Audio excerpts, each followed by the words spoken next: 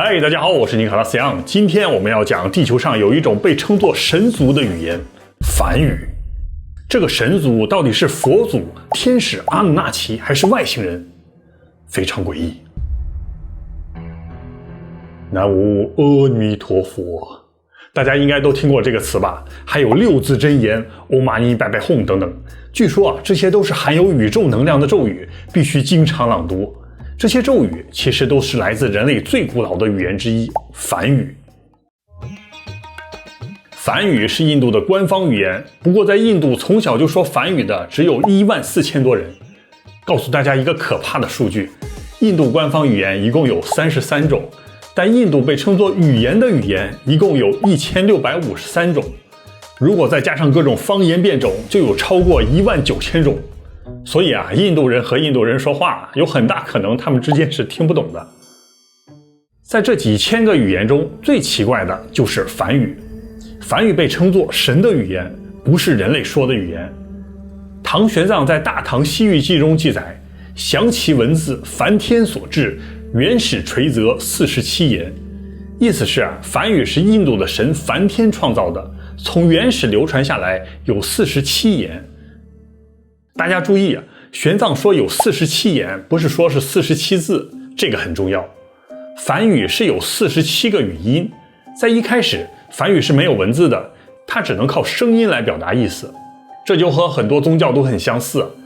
在圣经创世纪里就记载，神说要有光，咔的一下这个世界就有了光；神说要有太阳要有月亮，咔一下整个太阳系就出现了。就是这个话语可以创造世界，这些语言是有能量的，这些咒语都是有用的。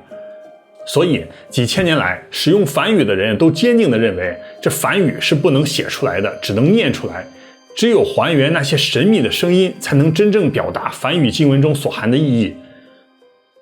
梵语是这个世界上唯一一个从开始到现在超过5000年，语音和语调都没有发生过任何变化的语言，非常厉害。现在我们看到的这种梵语文字叫做天成体天上城市用的文字。非常奇怪，这种文字是在13世纪南宋的时候才刚刚出现的。这就解答了一个千古谜团，就是为什么唐玄奘要西天取经。那就请观赏国宝了。阿弥陀佛。唐太宗李世民接见玄奘的时候是贞观年间，大唐帝国万国来朝，那么多外国人来的话，沿着丝绸之路把经书带过来不就完事了吗？但是当时那些记载宇宙秘密的梵语经典都是在印度口口相传，根本无法写到书上，所以唐玄奘就必须带着孙悟空、猪八戒亲自去西天去取经，去天竺当地听高僧讲解梵语，然后玄奘就用汉字把梵语的发音和翻译都记录在书本上，就这么带了回来。所以有一大部分佛经是普通人看不懂的，都是汉字写的梵语，然后经过汉语这么一转译，梵语的原来的意思就消失了。开头我们说的南无阿弥陀佛，梵语念作 Namo Amitabha。 Namo 意思是致敬， Amitabha 是无限的光，向无限的光致敬。这么奇怪，你相信光吗？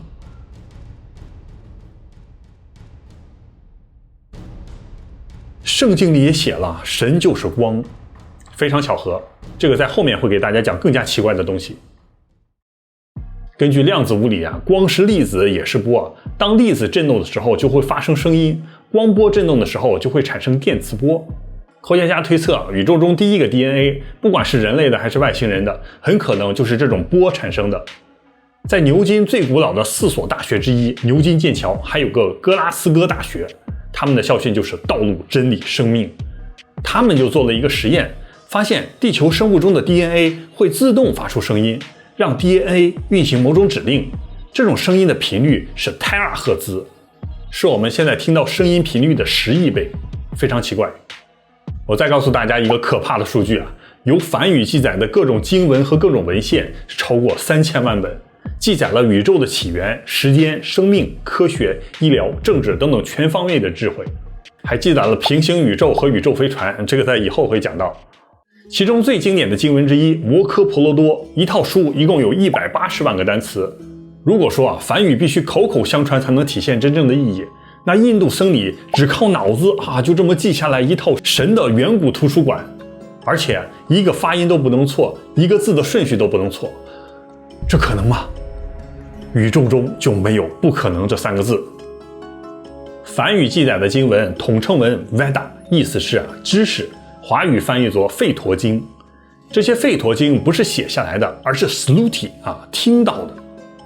那到底是谁把记载宇宙的秘密的知识传授给人类的？吠陀经中就记载，这些人叫做 Apolloshya， 翻译为译名，没有作者。但这个词在梵语中的字面意思是不是人类就这么直白。简单的说，就是这些高深的知识都是神说的，人类必须一个字不差，一个音节都不能变，全部要背下来。这太难了。不过印度教祭司从远古流传了一套体系，完整的复刻了神所有的声音，而且这种方法还可以相互验证，保证背诵的词和发音一字不差，非常神奇。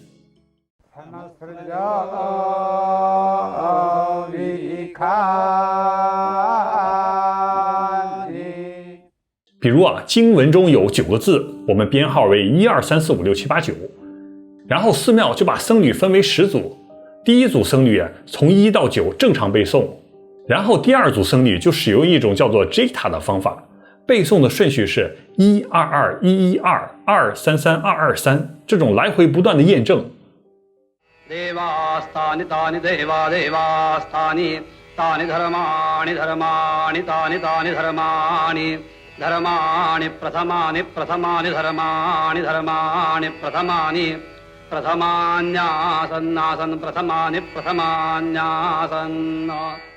然后再找第3组僧侣，使用一种叫做 Mala 的方法背诵，顺序是1221、1223、3223，更加复杂，前后验证。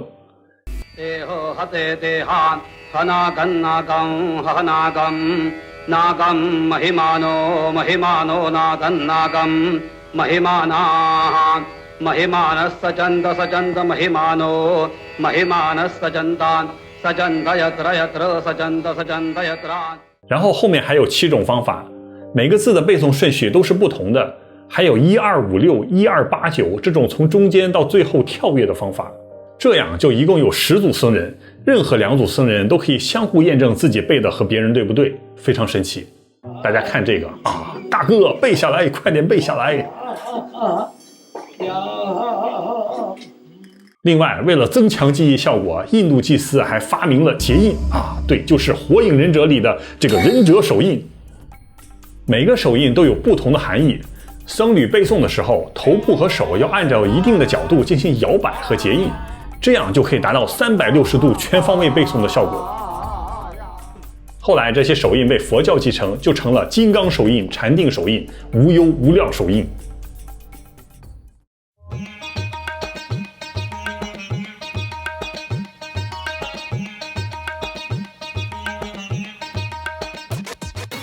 还有一个非常奇怪的事情梵语很可能是在远古建造吉萨大金字塔那群人说的口音古埃及太阳神叫做 Ra， 在梵语中也有一个字也念作 Ra， 意思是光。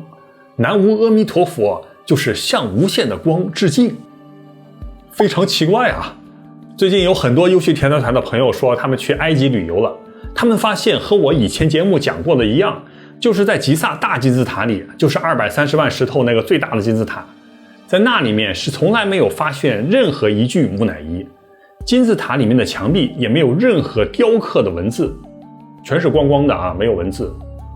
但是大金字塔里面可以包含光速、黄金数字等等精密的数字，而且大金字塔不是4个面，一共有8个面，只有在秋分那天从空中才能看出来。这一切都必须要有高精度的数学才能见到出来，但是却没有任何文字的记载。古埃及的圣书体里也没有记载大金字塔是怎么造的，所以很可能在古埃及是有一种像梵语这种的口口相传的语言记录在祭司的脑子里另外，印度的吠陀经里也记载，梵语不是印度古代当地的语言，而是被一群神秘人所带来的，叫做雅利安人。雅利安的意思是贵族。印度教不是有个种姓制度吗？雅利安人就是那个最高层级的婆罗门和刹帝利，祭司和贵族。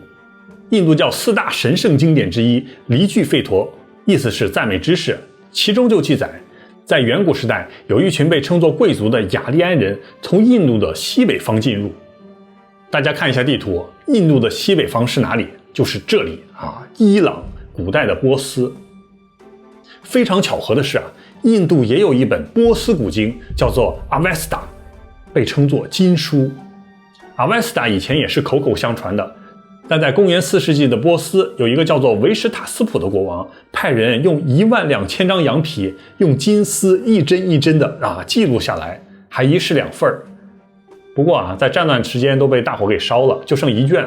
在这里面就记载了一群神选的民族，就叫做雅利安人。他们就住在伊朗，然后就往伊朗的东南方走也就是印度的方向去走了，这就对上了。在印度，雅利安人就是指的伊朗印度人。我们在看印度宝莱坞电影的时候看见那些漂亮的男1号、女1号，皮肤比较白帅哥美女，他们就是雅利安人的后裔。印度原住民的皮肤就非常深。在阿维斯塔中还记载了一个让人震惊的秘密就是这个，一个站在长着太阳翅膀的神。这个不是阿努纳奇的标志吗？这个神叫做法拉瓦哈。以前我们看了很多讲阿努纳奇的石板雕刻，里面都有一个人坐在太阳里，就好像坐在宇宙飞船里一样。其实这种图形就是埃及的太阳神。大家看埃及博物馆里的笨笨石，上面就刻着长着翅膀的太阳，两边还有蛇，还有太阳神之眼。关于太阳神之眼和蛇的故事，新来的朋友可以看一下上集。大家再看埃及神庙的雕刻，这里、这里，还有这里，都刻有长着翅膀的太阳。所以很可能印度教、佛教、阿努纳奇、古埃及、圣经等等，这所有的宗教都讲的是一个故事从光中出现的神太神奇了。古埃及法老做母奶液是为了来世复活，藏传佛教也有转世，中原的佛教就是如何修行跳出6道轮回，不再转世，永居西方极乐世界。这和基督教和伊斯兰教的一样的，殊路途归，相当奇怪。有人问了，吠陀经中都记载了什么宇宙秘密？其中有宇宙大爆炸、平行宇宙、外星人，还有核弹战争之类的。奥本海默这部电影大家看过没有？奥本海默牵头的曼哈顿计划制造出人类的第1颗原子弹，在原子弹研制成功之后，他就引用了吠陀经摩诃婆罗多里比湿奴的自白，用来表达自己复杂的心情。 I remembered the line from the Hindu scripture, the Bhagavad Gita, and says, "Now I am become death, the destroyer of worlds." 摩诃婆罗多中记载了一场叫做库卢之野的战争，18天，双方死亡高达1亿人。根据描写是动用了核弹。书中描写战争的片段用了60万字这一时半时讲不完，以后有空抽空给大家讲。我们先说吠陀经中描写的宇宙大爆炸。距离吠陀中写道，那时既没有不存在，也没有存在，既不是空间领域，也不是更遥远的天空。起初是一片黑暗，被黑暗所掩盖，没有明显的标志，这一切都是水。那些正在生成的东西被虚空所覆盖。那一位 The One 因热力而诞生，众神随后而来，伴随着宇宙的创造。是神的意愿创造了他，还是他保持沉默？只有那位在最高天堂监视他的人知道，只有他知道，也许他也不知道。非常有哲理宇宙 The One 是从虚空中的一个热点而来，宇宙大爆炸的起义点，然后众神才被创造。但这一切为什么被创造？距离吠陀自己问有一个天堂最高的神在看，但到底是为什么创造了这个世界？也许只有这个最高的天堂监视者知道，也许他也不知道。这就说明比宇宙大爆炸更久远的故事我们可能谁都不知道。书中还写道，整个宇宙是存在一个巨大的鸡蛋形状的空间中，鸡蛋之外是什么不知道。宇宙的这种情况其实已经被发现了。2009年，意大利天文研究所发现，距离地球150亿光年的地方出现了一片宇宙墙，这堵墙是虚空的，横跨35亿光年，里面什么都没有，没有星系，没有星云，甚至连暗物质都没有，里面非常冷。意思是宇宙里的任何能量和物质在里面都没有，虚空到了连真空都不可能存在的地步。现有的物理原理已经无法理解这里面到底是什么东西。没有光，没有能量的话，宇宙飞船很可能无法穿越这片虚空，我们被困在宇宙中了。吠陀经中还记载，以地球自转轴为中心，有一座山叫做须弥山。这座山很可能是巨大的星系。须弥山从上到下分为14个宇宙。韦陀往事书中就写到，这些14个宇宙叫做 Loka。这14个 Loka 被不同的水环绕，有的被甘蔗汁环绕，有的被海水或者是牛奶环绕。这个意思可能是不同颜色的星云或者是星系啊。在这14个 Loka 中，最顶层的叫做 Seya Loka， 是至高者梵天的宇宙。神之子住在第3层 Jina Loka， 天使居住的地方。天使和人类的混血居住在第6层 Buva Loka， 半神的世界。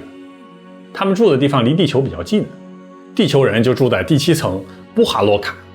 在比湿奴往事书中记载，宇宙中有数千亿个和地球相似的星球，有和人类一样的智慧生命。接下来就开始写宇宙的敌对势力。在第11层有个塔拉塔拉罗卡，这里居住的被称作恶魔建筑师玛雅的宇宙。写道，湿婆曾摧毁了3座玛雅人的城市，后来对玛雅人感到满意，并承诺对他们提供保护。非常奇怪啊，梵语发音就是玛雅啊，和中美洲的玛雅人是一样的。而且在中美洲的墨西哥有一个巨大的金字塔，叫做 Teotihuacan 太阳金字塔。